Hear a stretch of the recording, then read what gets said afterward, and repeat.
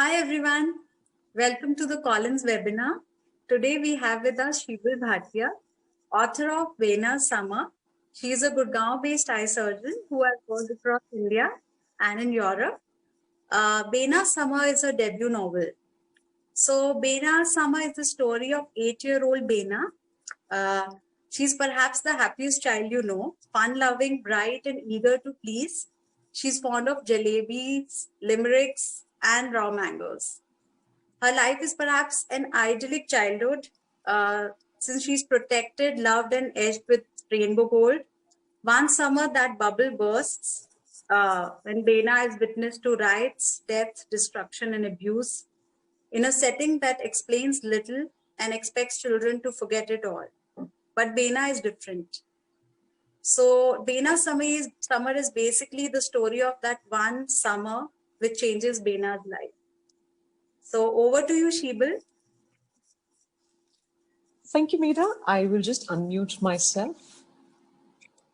Thank you so much, Meda. I will just unmute and then we can start talking. Can you hear me now? Yes. Wonderful. Thank you so much for that introduction. So there are lots of other things that I do apart from being an eye surgeon. I am mom to a 14-year-old. I am a very horrible daughter to a very wonderful set of parents who had nightmares when I was growing up because a lot of Bena's story is really mine. And I also run a tiny school for children, which is not very far from where I live in Gurgaon itself. And Bena Summer is almost biographical because when I was growing up, all kinds of things happened. So I don't know where you are all have signed in from and who's listening to this, but I grew up in a small city called Patna, which is in Bihar. And it's the capital right now. They're going to the polls. If you've been following the television, you'll know we're having elections in Bihar and Patna is the capital. But my dadi's house was in a smaller town called Gaya. And my nani used to live in a very tiny, very, very tiny city called Sultanpur, which is near Lucknow. And I think my happiest days were spent during my summer vacations when I was visiting either of the grandparents, because I only have one younger brother who was always obnoxious. Now that we are older, he's slightly nicer, but not very nice even now. So it was really nice to have the cousins around to have fun with. And even though Bhai and I had fun together too, it was much better with all the cousins around during the summer vacations. And one of those summer stories is something that we were talking of about 2 years ago on WhatsApp in the cousins group. And everyone loved that one summer. And all of us started talking about it and remembering everything that happened during our summer vacations. And that is how Bena Summer was written. So it didn't start off as a book. It started off more like telling the Barbie how cool we were when we were growing up, because she didn't grow up with us. She grew up in another country and she didn't know how wonderful it was to grow up in small town India and where people weren't really, things were easier than they are now. And when I was a little girl, there was no television. I don't mean no cable TV. I mean no TV at all. So lots of time spent outdoors doing all kinds of things, which I don't want my son to do. He's now 14 and he's not listening to what I'm saying. But we actually did stuff that we do not want other people to do now, because it was a fun life. It was great fun to live in small towns. They were safer, they were friendlier, they are happier. But we also saw a lot of things up front that we do not see in the bigger cities, because remember, bigger cities are culturally much, much more homogeneous, where all of us live in similar homes, we wear similar clothes, we talk the same language, and we forget that there are people who are not the same as us. And I think it's very important to recognize those differences and celebrate those differences while knowing that we are one people. And I think that's what Bena Summer is about. And I think that's the one thing that I wanted all of us to remember in each of our interactions today and always, that it's so important to have friends who are not just like us, and that it is so important to be friends with the one person in your class who doesn't have friends and who sits alone or is lonelier than most, because they're nice people too. And sometimes I was that girl who was sitting alone in a corner. So I could go on and on and on and on about the book, which I'm going to talk about Bena for a little bit. So this is when Bena was 8. And if this is me at 46, you can imagine what I was like at 8. It was tons of fun being me. I gave a lot of people a lot of grief. But I also realized very early on that, and I'm still learning that lesson, so I hope you learn it too, that you need to always check with an adult. And I still check with my mom sometimes about what is happening around you, and then find out for yourself what is happening around you. You keep hearing about fake news and old facts and post-truth now. And it is extremely important that you find out for yourself the truth about your nation, about your friends, about your people, about who you are and where you come from, so that you're not swayed by the nonsense that is all around us these days. So you have to figure out what is the part of the narrative that is in the newspapers, on television, sometimes even in your drawing rooms. That is what you need to filter out the not so true. And every time you don't know what to do, remember you have a moral compass here. And even when there are days when you don't understand what you need to do, you can always turn inwards or go to a parent. I strongly recommend going to a parent. Choose a parent. Sometimes moms are nicer, sometimes dads are nicer. Sometimes moms are nicer for some things and dads are nicer for some things. And sometimes you just need to go to your friends for trouble. Now, what Bena would do in most situations is she would let things happen until she thought she couldn't handle them anymore, which was a good way of growing up.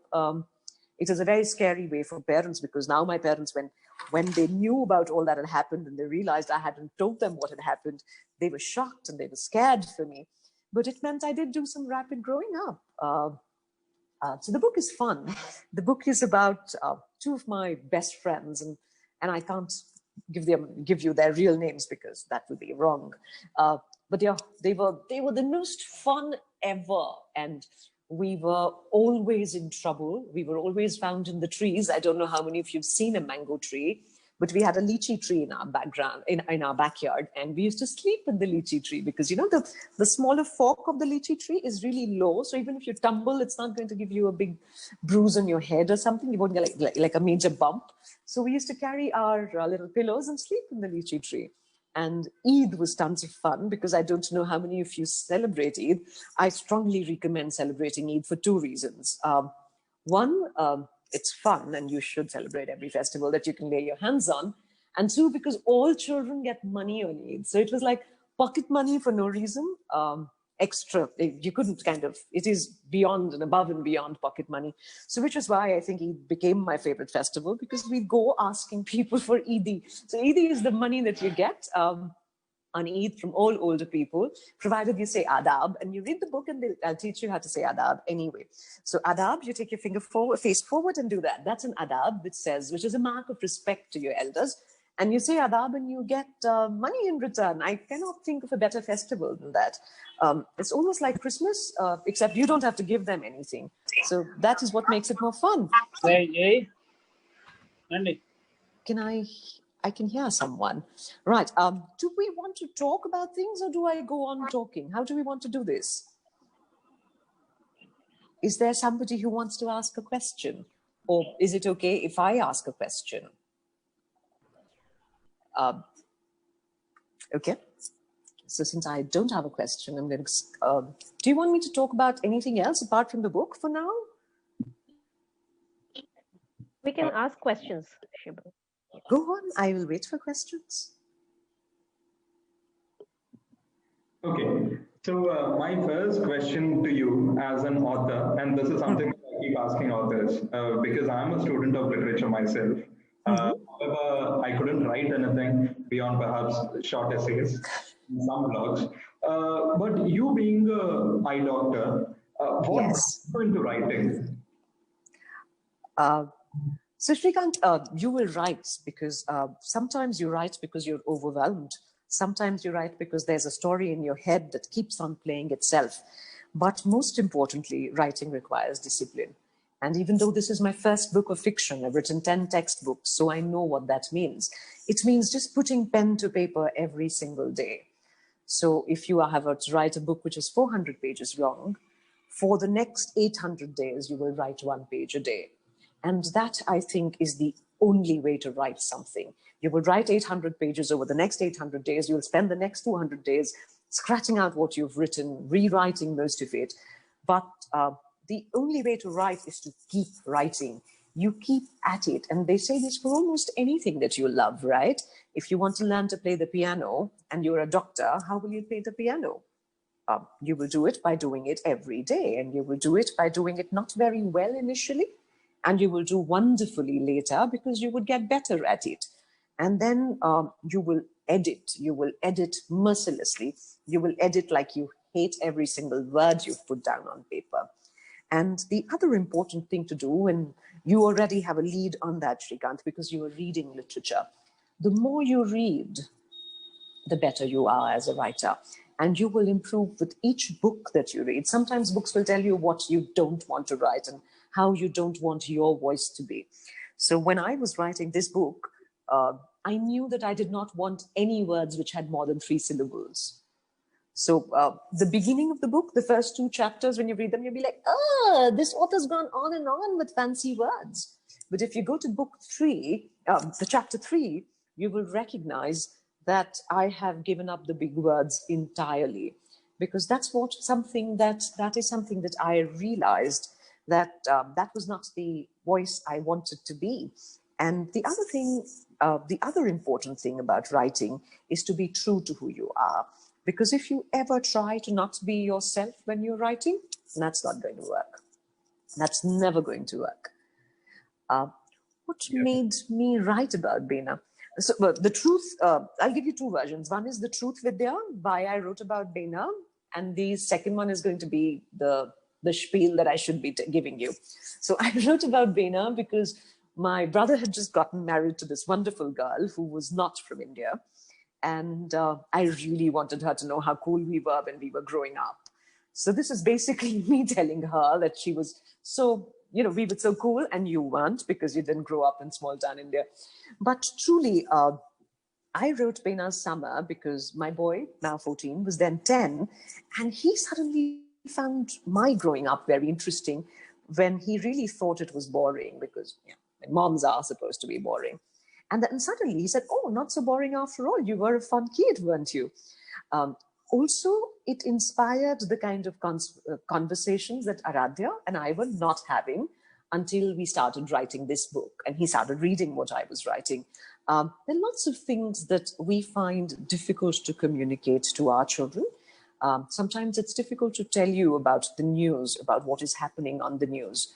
I don't know how many of you were cognizant of the fact that India went to elections not so long ago, and then there were riots not so long ago. Those are things that parents find difficult to talk to children.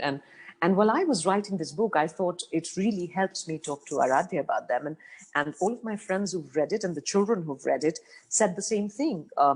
When you tell a story, it's just easier to talk about difficult things. And stranger danger is one which is important, which is a very, very important thing to understand. The second more important thing to understand is privilege, the fact that we have had very privileged lives. We are protected, we are sheltered, we don't have to worry about our next meal or our next outfit, or the fact that we have a school to go to. Not all of us do, and I think that's something that I would want all of us to recognize and talk about. And Bena's Summer can help you do that. And Benazir asked some really tough questions to her parents, and this is that story. What do I like best about Bena? The fact that she loves food. I think Bena's entire life revolves around food and mithai, and that she's not afraid. It's important to be fearless. It is also important.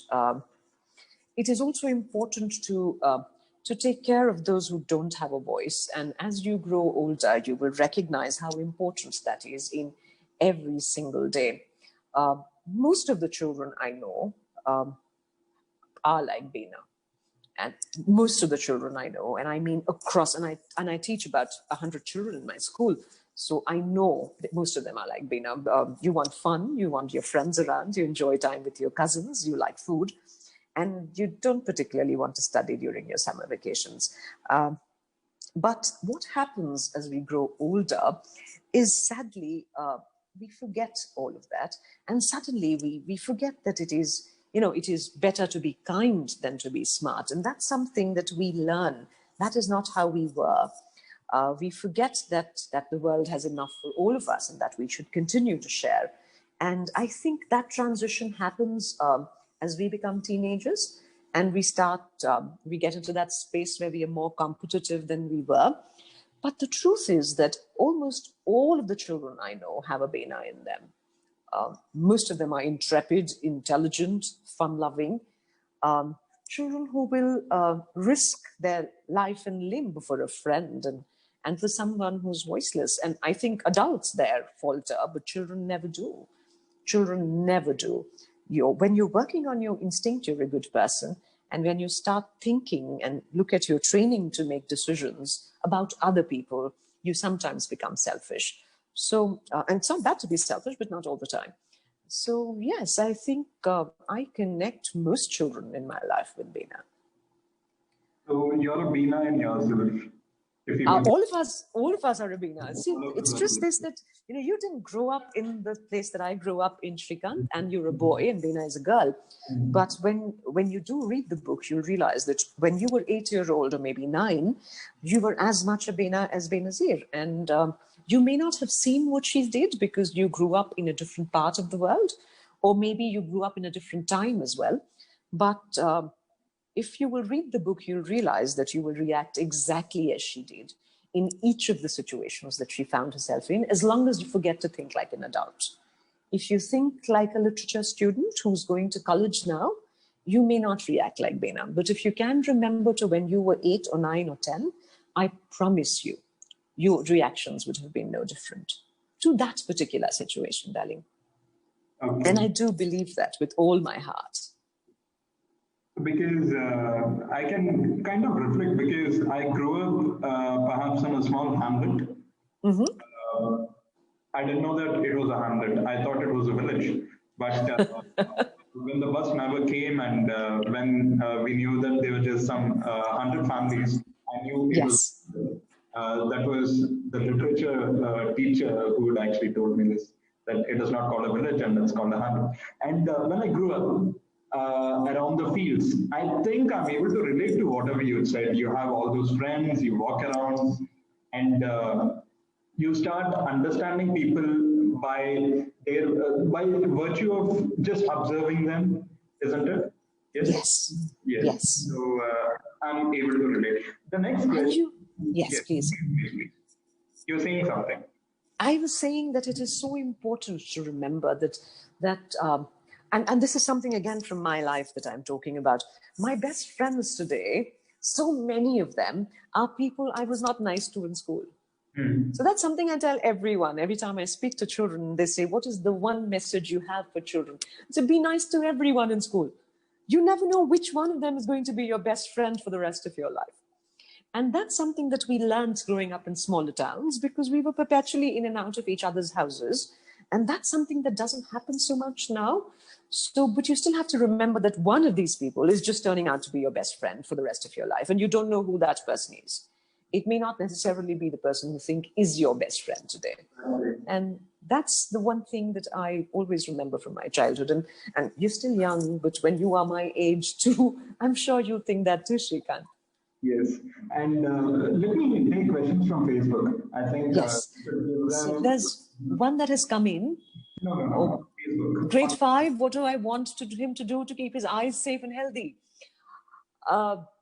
Good. That's a question I do all the time for everyone who walks into the clinic. So one, healthy eyes reside in a healthy body. So if you eat well and you do your exercises, you will obviously be healthy in terms of your eyes. What we deal with right now is a lot of digital strain because a lot of our work for the children is also online now. School is online, entertainment is online. They're not playing outside enough. So it's important to remember what we call the 20-20-20 rule. So every 20 minutes on the screen, close your eyes, Count to 20 nicely. 1, 2, 3, 4, 5. So that's 20 seconds. Close your eyes. Open your eyes and do not look at the screen. Can you see I'm not looking at the computer? Look at something at least 20 feet away and then come back and look at the screen again. So every 20 minutes, 20 seconds, close your eyes and come and look at something 20 feet away before you come back to the screen. So this is the 20-20-20 rule. And there's also something called the 20-22 rule. The 2 here stands for 2 hours outside. So you have to spend time outdoors for your eye health. Eat everything. You need all your vitamins, all your fruits, all your vegetables, protein, you know where to find it. If you're a vegetarian, you have to be extra careful about your protein. Make sure you have lots more dal and paneer and milk. If you're not, then eggs are a cheap and healthy source of protein, as is chicken. Avoid fish is good too. Avoid sugar, but then that's general. And be happy. I think happy eyes see happy things, and I think that is what you need to do to be healthy. Should I ask you another question with respect to this? Sure, go on. Diet. So when we were kids, we were told, look at a lot of greenery, it's going to help your eyes, and then eat a lot of carrots and eat vegetables. Is that a myth or is it true? Because okay, so I don't have a real answer, but I'm going to try this very, very well. So when I say go look at something outside, green helps. Everything helps as long as you're outside. So when you were told go outside and look at green, it meant you were spending time outdoors, and that helps the eyes. It prevents the progression of myopia. Minus ka number for distance. So that's controlled as long as you're spending time outdoors and not spending time on a book or on a screen device. So that is very sensible. Carrots are a myth from the World War I. So Cunningham, I think was his name. So there was this brilliant pilot during World War I who was shooting down all of the planes, and he was the poster boy for eating carrots because there were an excess of carrots in Great Britain at that time. He was called Cat's Eye. I'm trying to remember. I think it was Cunningham, his name. He was called Cat's Eye because he was just so brilliant. He was shooting down all of the German planes at night, and people were like astounded. And the Ministry of Food at that time had an excess of carrots in storage. And so they said, how do we get people to eat more vegetables when we don't have vegetables, when all the vegetables we have are carrots? So they started talking about carrots being good for the eyes, and the myth has lingered. But carrots are good for the eyes, as are all other vegetables too. All green leafy vegetables, all colored vegetables, yellow, red, green, purple. All vegetables are good for your eyes, not just carrots. So yeah, they're not really myths, but they're just happy stories. Yes, and also in cartoons we see a lot of these rabbits eating carrots. So the rabbits, I don't know if they have better eyesight than us. I know they definitely don't have the kind of vision we do sometimes. In terms of, I'm going to go technical, so I'm not going to go there. We have binocular vision because our eyes look straight ahead, both of them, so we can perceive depth.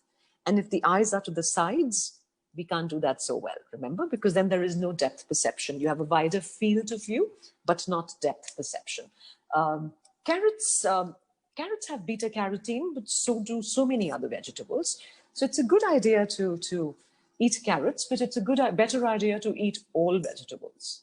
Thank you so much for busting that myth and clarifying. And it was a wonderful story that you told about how this myth of carrots got to us. Yeah, this is World War II, I think, not one. I think not the World War wrong. World War II. Yeah, I think it was World War II, but I need to go back and check it up. But it was John Cunningham. He's a very good-looking man. Mm-hmm. And so everyone loved him. So the first question from Facebook is from Ms. Leela Rajshekhar. Her question is, when the habit of book reading is slowly disappearing, as an author, how do you suggest for budding writers, how do you think would they be motivated? When you write, you will find your readers. You will, I promise you that. I was very hesitant in writing. I was almost pushed into writing, and I wasn't writing anything beyond Facebook statuses for the longest time. People read books, and a lot of people read a lot of books, So even if you think they're not reading on paper, they are reading. So I don't think reading is going anywhere anytime soon. What will you do if you don't read? So many of us don't have a life outside of books. So go right ahead and write away. You may not, be a millionaire. There's only the one J.K. Rowling, but you will be read, and you'll find your audience. You invariably will. People will read your book. There will be a lot of noise and hoopla and hype around some people and some books. But aren't those books the best? The ones you've never heard of and you end up reading anyway? If you are a reader, I think you will write too, always. And if you're writing, you will find readership. You will, definitely. I don't know how success is defined, but I think in terms of numbers, because that's a very warped metric when it comes to books. But if you touch one life with your book, I think you're sorted. I mean, that's worth the effort it took, right? You just keep writing. You will end up being read. I mean, if nobody's reading, you send it to me, I'll read it. Wow, that's wonderful. Great to hear. That's encouragement to any student. No, but that's the truth, right, Shrikant? Somebody will read it someday. And lots of the biggest, most wonderful, biggest books were never read until the author died, or years after the author died. Remember, you would know that better than I. Yes. So rejection is rejection from a publisher. It isn't a rejection from your reader. Remember that. Exactly. Now, coming to a question long pending from Ms. Vidya, would Yes. you bring a connect with Bena and other children, Yes. Is there a connect between? So look, if you were to look at her life, it may not be the life that you lead in cosmopolitan India. Like my son wouldn't, just found most of it was funny and most of it was new to him when he was reading the book. So he found particular incidents a little boring sometimes because he wasn't part of that milieu. It took him time to understand. But I was like, did you not get bored? The idea of having nothing to do all day, no TV, no going out, no movies, no Netflix, no chatting, no Snapchat. And I was like, can you imagine spending the whole day in a mango orchard, making your own mango chutney and stealing sugar from the house to put in it, because you were obviously not allowed to do that, and eating it off the brick that you were grinding the mango chutney on? And for some time, he was just shocked into silence. And later he said, listen, I think I want to try it the next time we get to go to a place like that. And I think it's just that sometimes you need to get perspective and you need to get thinking. But other than that, and he didn't do Eid very well, but after reading the book, he made a lot of money this Eid because he went to everyone saying adab, asking for money, saying Eid, because it's Eid.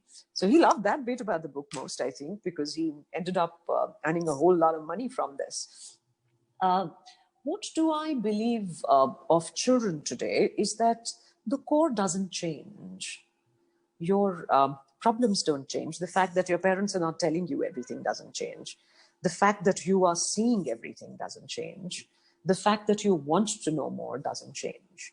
The setting in which you are may not be the same setting as where Bena was then, but the story is the same. You are as vulnerable as Bena was to everything that Bena was scared of. Are also things that you will be scared of at some point in your time in life. It may not happen today. It may happen 20 years from now. It may have already happened in your past. But these are universal feelings, and you will be privy to them too. Okay. Next question is, what are the precautions must one take while reading the book? As coming from the perspective of an author, with respect to, and also... as an eye doctor? So I'll talk as a bibliophile first. So books can only be wonderful. Books can never do you any damage. Some books are terrible, but even they are good. Always remember that. You spend too much time reading at a stretch, you might end up with eye strain, you might end up with a headache. Beyond that, I don't think books can damage you in any way at all, as an eye doctor also.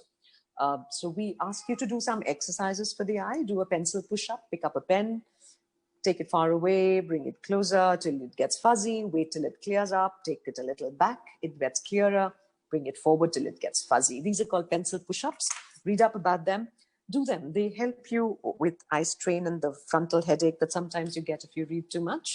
If you read in poor light, or I would read after my bedtime. Oh, I was a terrible, terrible child. I would perpetually read after my bedtime. And I would carry this. Well, we used to have these big torches. I don't know if they have them anymore, the big plastic ones. And I would read under torchlight. That would give me a headache sometimes. But really, reading can't hurt you. It cannot hurt you. And it's good for your soul. It's good for the person that you will be when you are grown up. So read on. Read all the time. Read everything.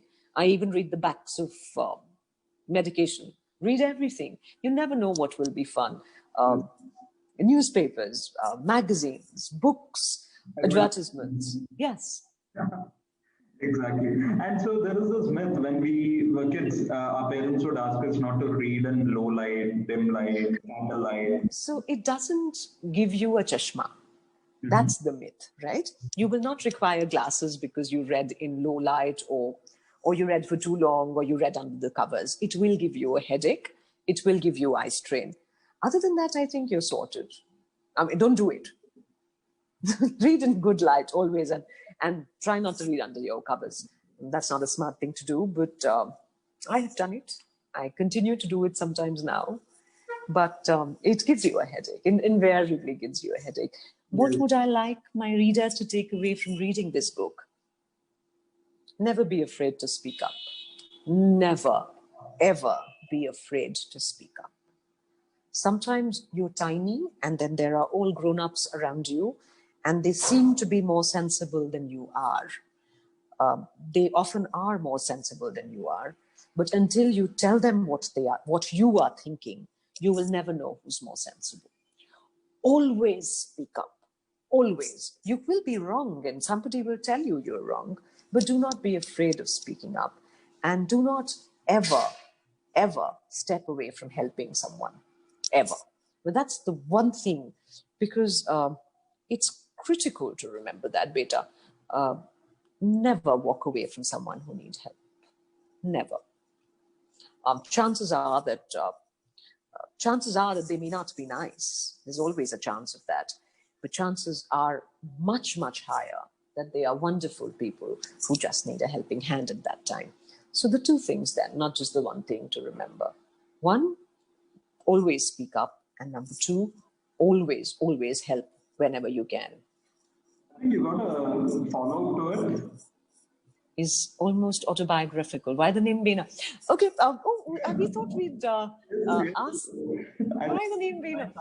Because my mom would kill me if I said this is entirely my story. It isn't entirely my story. It is my story. It is the story of a few of my friends who were happy and kind enough to allow me to use their stories in there. Jyotsna is in the book. Jyotsna is my best friend from school. And she insisted that the best friend in the book has to be called Jyotsna, even though the story of Jyotsna is not her story, because I didn't know her when she didn't live in Sultanpur.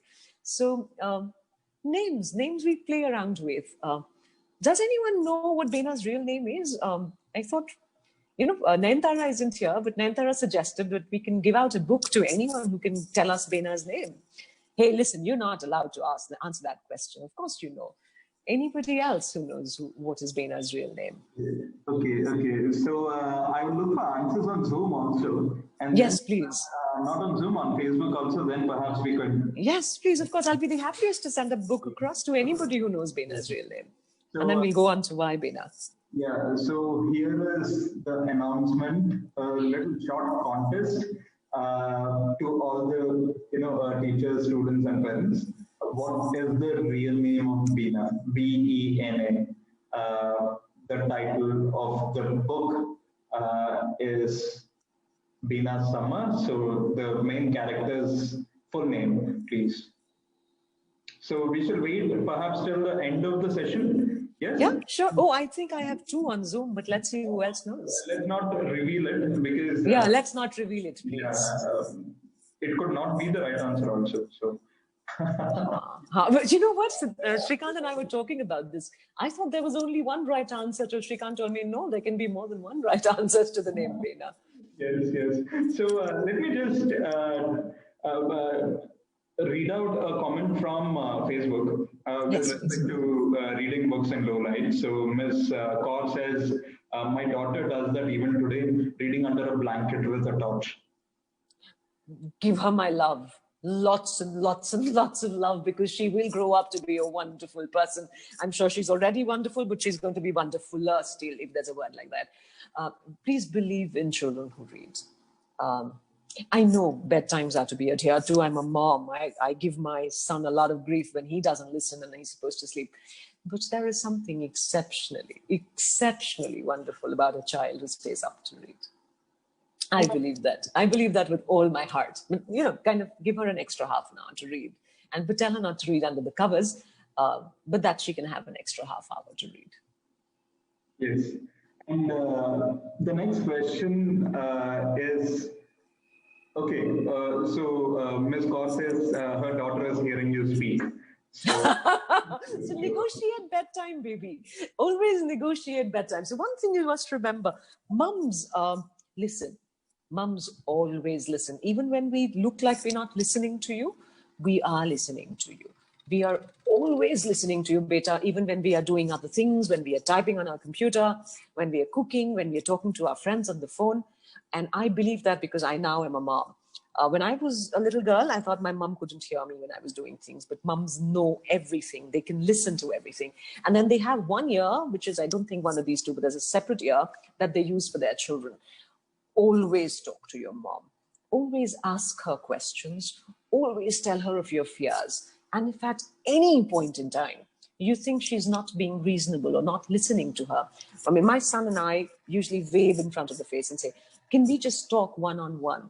Try that and tell mama that you want to read an extra half hour. I'm sure she'll agree. She won't agree every day, but most days she'll agree. Mama, please agree with her when just half an hour extra to reading. And always, anytime that you think you need help, turn to a parent or a teacher, beta. Never ever forget that. Whether it is for something important or something trivial, a parent or a teacher is always to be turned to. wow, so true. Moms are listening is one answer that we find on Facebook. A lot of moms here. Yes. Yeah. Oh, we are perpetually listening. Even when we are on Facebook, we are listening. You think I don't know what Aradhya is doing in the other room right now? Of course I know he's on the PlayStation. Of course I know what he's doing. I can hear him. Exactly. Now, coming to a question which I would like to answer, I would like to ask you and give you an answer. Who was that one author, or perhaps it could be more authors than one, that motivated you when you were a child? Little Women, Louisa May Alcott. I don't think there is a book more beautiful than that. I have read many, many, many books. And just like Miss Cole's little girl, I have been reading under the covers even as an adult and have been yelled at by everyone. There are times when, I have perpetually read. But I think the one book that has held me in good stead is Little Women. Every time I have come to crossroads and not known what is the right thing to do, I go back and I wonder what Mommy, Mrs. March, would say to her children, and I have done that. And my life, I think, people live by the Bible or the Quran or the Gita. I have lived by Little Women. I really have. I mean, there is really no two books there. I love lots of books. I've enjoyed a lot of very grown-up books and a lot of very young children books. The Little Prince is another book that I loved very much, but that is not a book that I have lived by. I have lived by Little Women. And if you haven't read it, whether you're an adult or a child, it's still a book that I go back to. In the times when I have to make very serious, very difficult decisions for my patients. Remember, I'm also an eye surgeon. And even then, my talisman is Little Women. Coming to a follow-up question, but before that, again, an Indian author? Indian author. So I've read a lot of Indian authors, but I like the grown-up versions of Indian authors. So I like Vikram Seth very much. I love his poem, All You Sleep Tonight. Who else do I like? But for the children, I like Ruskin Bond. I've read Ruskin Bond. All of us, it was like a rite of passage, right, to read Ruskin Bond. But he's not as good as Little Women.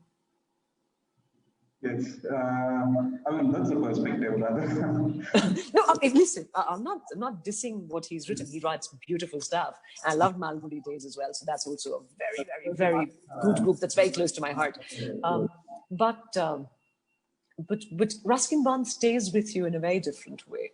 Ruskin Bond is a wonderful, joyful read. But Little Women is like is like a guidebook for the rest of your life. That's what I feel. You know, everyone finds their own book. I hope somebody will find Bena Summer to be their guidebook. You'd actually nailed it because to each his own. Everyone is differently made and so on and so forth. Then, Yes, please. Next question is being a doctor, right? You're a full-time practicing surgeon, right?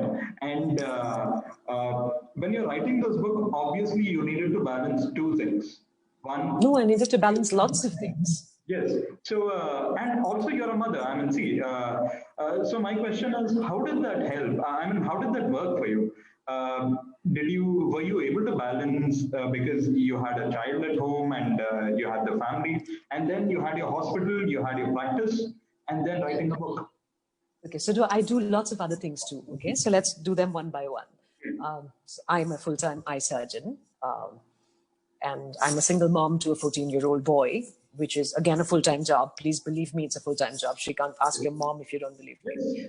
And I also run a school for children who are not as privileged as some of us, which is in a place called Badshapur in Gurgaon, and that takes up a lot of my time too. And then Hi, can you guys hear me still? Because I seem to have lost video. We lost your video. You lost my video, so I'm just going to do that. Just give me a moment while I fix that. Yeah. So, but what happens is that when you like doing something, you will invariably find the time to do that. You will invariably find the time to do that. It's unreasonable to assume that there is something that you love doing and you don't have time to do that. Sometimes you have to shift your bedtime a little. Sometimes you have to give up time with your friends. Sometimes you have to give up, I haven't given up a holiday, have I? No, I have had to give up a holiday too. So you make sacrifices, but they're not really sacrifices because you are happy with what you're doing. And so it's at the end of the day, you find your balance, you invariably do. And if it was a drag, and if it was something you didn't want to do, then you'd never do it. So, for instance, if I was supposed to learn how to sing, I would never find the time. I would never find the time. But to write and to read, I've always found the time. There are times when I've had to lie a little and, fib and tell a friend, oh, I'm busy, I have to be at the hospital, and really I was writing. And I think that's okay. I think they understand. And there are friends who actually know, oh, we know you're not at the hospital, you're writing. Because when you're at the hospital, you sound different. So people around you understand, they make allowances. Aradhya was extremely kind about me not being around sometimes, because when I was writing and he'd interrupt and be like, Aradhya, can I have another 10 minutes before the sentence loses mine, before I lose the sentence? And he would understand. And that is how it works. So being a full-time author can be very exhausting. It can also make you very poor, because it isn't an occupation, it is more of a joy. Yes. So you have to balance it all, because you have to make a living. You have to also do other things that you want to do. Like I need to run my school as well. So, so I guess it's balance, and you find it. It's like you find a level where everything works. Wow. It sometimes takes a little longer, but you invariably do. And yes, let's, can I request you to reveal the name of Bena, the full name? Benazir. Do you know what Benazir means? Benazir means somebody who has no equal. Somebody who's absolutely unique and the best. Wow. And each one of us is a Benazir. So always remember that. Yeah, each one of us is absolutely unique and unlike the other. And which is why Benazir was the name I chose for the protagonist, because it talks of all that is wonderful within us. Wow. And so, who gets the award? I mean, who gets those books? I think it is Grashmi, How and Vidya. And Vidya. Yeah, okay. Happiest to have them both get a book. Yes, because people on Facebook haven't come out with the answer. Oh, haven't gotten there yet. Oh. Yes. So, congratulations, Grashmi, and also Vidya. You'll be getting a brand new book from Collins, HarperCollins, and I hope you'll enjoy reading the book. Yes. Now, this is another question. Perhaps maybe we could take one or two more questions and then Yes, please. yes. So this is one question that many people did ask, and we were wondering if that could be diplomatic or no. Yeah. Vulu, let's go ahead. Yes. So this was asked on Facebook. It's about the ego of the authors. So how do they manage? So I was wondering if this should be asked because No, go right ahead. yes, The ego. yes. What is the question? So the question is, how do the authors manage it? I mean, you have a lot of competition, you have a lot of people writing, and then when you write and when you have a lot of other people also, competing with you, how do you manage your ego? How do you balance it as a human being? So there are two aspects to it. One, do you think you're better than them? And two, are you lost because you're not doing as well, right? Yes. Now, so what I know for a fact is that I am writing to an audience of one, a readership of one, right? One person has to find meaning in what I have written. As long as one person finds meaning in what I have written, I have done my job. If you're looking for external validation by means of sales or by means of being in the newspapers or by means of making money on it, I think you're in the wrong game. This is not where you will make. This isn't what is a success in terms of writing. Writing is more individual. The joy that you had in writing should be enough to validate whatever is called your ego.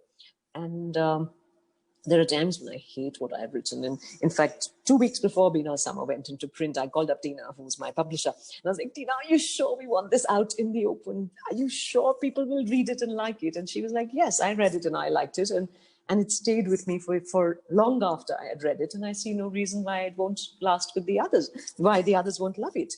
And it was very scary. So it's like sending your child out into the world and say, go make your own way. But if you're competing, sweetheart, I don't know if you will be happy ever in any profession. Because I spoke of this just before we started talking. The world has enough. There are enough people reading. You will find people who will read your book and who will love it. And the act of writing itself is a joy that is unparalleled. So if you're a writer, you write. Whether people read you or appreciate you and whether it translates into money in the bank is all secondary.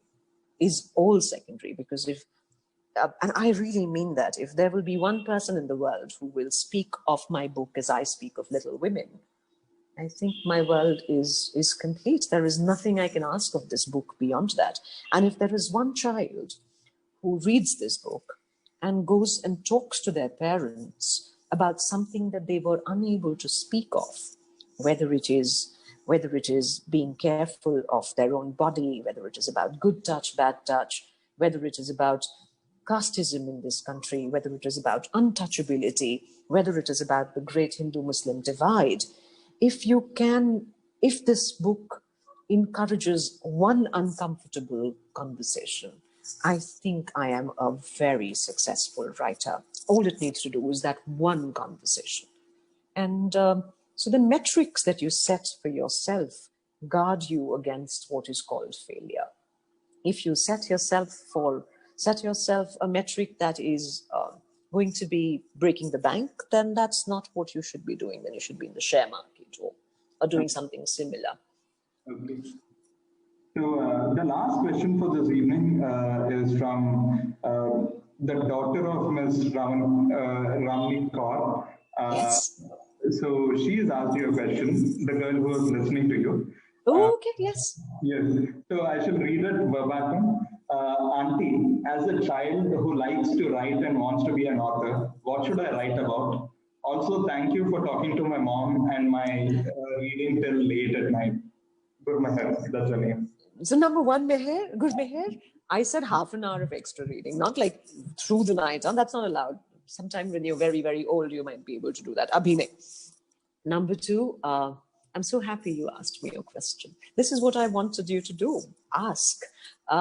Beta, write anything and everything. And the easiest way to write is to write about stuff you know, about your life, because who knows it better than you? Nobody knows Bena's summer better than I, because I lived that summer. Similarly, if you write about your life, I know I will want to read it very, very much. I know lots of people will want to read it, because like Benazir, you are unique. And each of your experiences is not only unique because you are part of them, they're also unique because you will write about them as you see them. And it is very important, Beta, to remain true to what you feel. As long as you're writing an honest story, everyone is going to love it. And I'm going to be the happiest if you will send me a story too. Happiest. Yes. So with that, I think we come to the conclusion of this evening's webinar and also interaction, if I may call it so. Shibal, thank you so much for a wonderful conversation. You had so much patience to answer all the questions that we and also the children and the parents had asked. Lots of gratitude to you for that. If I Thank may. you, Shrikant. Thank you so much. It's such a pleasure to be able to speak to the young ones. It's always a pleasure. And it's good to be able to talk of a book that I love so much. Go back and read it. Thank you so much. And I wish all the students, the parents, and also the teachers who are here will recommend this book to your children and will yourself read it and enjoy the contents, the story. So with that, we wish all of you a wonderful evening ahead and also a happy advanced Diwali and the Children's Day wishes. Thank you. Thank you.